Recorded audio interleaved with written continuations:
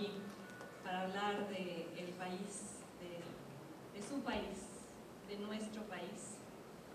Ese país de policías encarjuelados, hombres entambados, cuerpos decapitados, militares acribillados, ciudadanos atemorizados, más de 6.000 ejecutados en el último año, víctimas de una guerra brutal e inacabable, porque la guerra contra las drogas nunca va a concluir con el triunfo medible de los buenos sobre los malos, con una victoria contundente que el país pueda celebrar, ya que, como diría el escritor inglés George Orwell, denunciamos la guerra mientras preservamos el tipo de sociedad que la hace inevitable.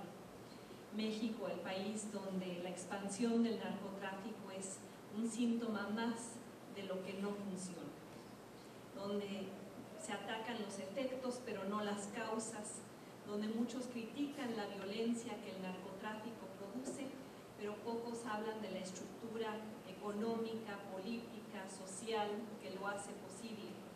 Ese andamiaje de políticos que protegen a narcotraficantes y narcotraficantes que financian a políticos, de criminales organizados que lavan dinero, instituciones financieras que se benefician con ello, de sicarios que asesinan a policías y expolicías que pagan por matar a sus correligionarios, de jueces que se vuelven cómplices del crimen organizado y el crimen organizado que los soborna.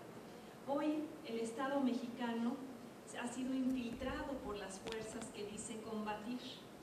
Hoy el Estado mexicano declara que va ganando la guerra contra los malosos cuando en realidad los alberga.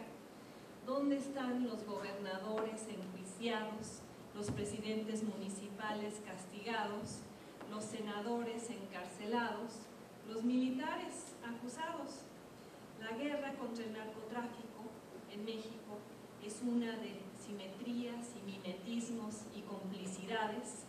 El narcotráfico se nutre de una vasta red tejida a lo largo de los años en este país para constreñir la rendición de cuentas.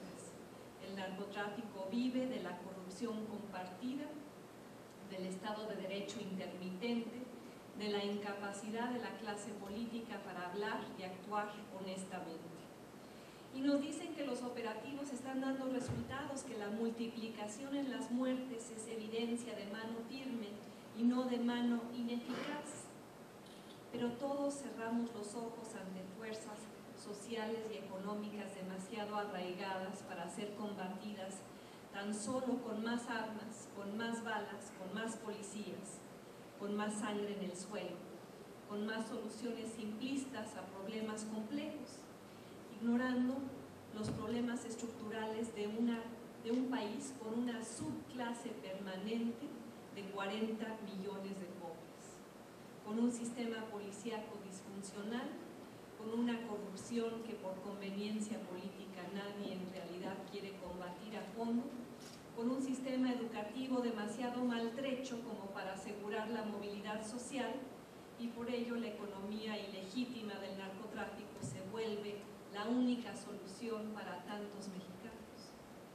Estos son patrones recalcitrantes, intransigentes, históricos, que abonan el terreno para el narcotráfico y quienes viven y se enriquecen de él. Y sí, podremos decir que México está pagando un precio muy alto por satisfacer la voracidad estadounidense.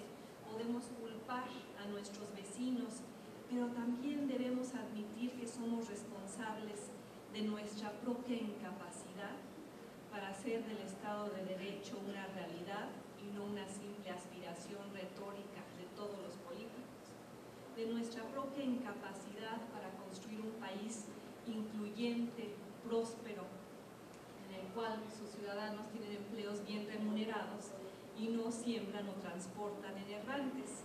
Porque si eso no cambia, no importa cuántas policías se entrenen, cuántas armas se usen, cuántos helicópteros se compren. Colombia ha gastado más de 5.000 millones de dólares en la guerra contra el narcotráfico y los resultados están ahí. Más seguridad, sí, pero mismo nivel de drogas. Y de ahí que la lección colombiana sea que el principal objetivo que la guerra que el gobierno quiere ganar no debe ser únicamente la destrucción de los cárteles, sino la construcción verdadera del Estado de Derecho. La meta no puede ser tan solo matar más capos, sino mejorar la aplicación de las leyes en un país donde la propia clase política las viola cotidianamente. Y ello requerirá confrontar verdades más profundas. No importa cuántos consejos contra el crimen se instalen, cuántas cumbres se organicen, cuántos compromisos se enlisten, cuántos discursos se pronuncien. México continuará siendo el tipo de país convulso que es, mientras los criminales no sean castigados. Y eso jamás ocurrirá mientras los íconos de la impunidad sigan ahí, mientras los que violan la ley desde el poder sigan ahí. ¿Qué credibilidad puede tener entonces aquel famoso acuerdo por la seguridad, la justicia y la legalidad anunciado después del asesinato de Fernando Martí, cuando Mario Marín lo suscribe? ¿Qué credibilidad puede tener una iniciativa para sancionar el secuestro cuando Ulises Ruiz la avala?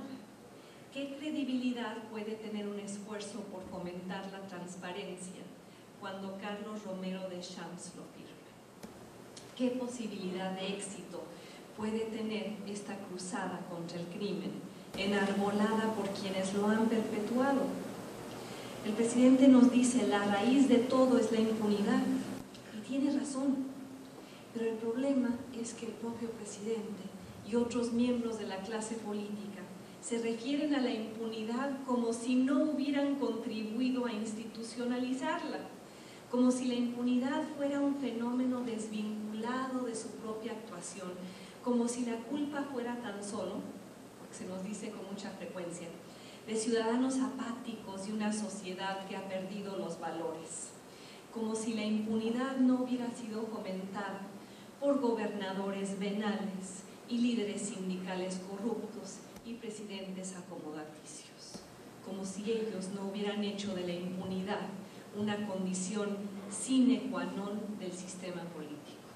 Un sistema político y un andamiaje institucional construido sobre los cimientos de la impunidad garantizada, la complicidad compartida, la protección asegurada, la ciudadanía ignorada.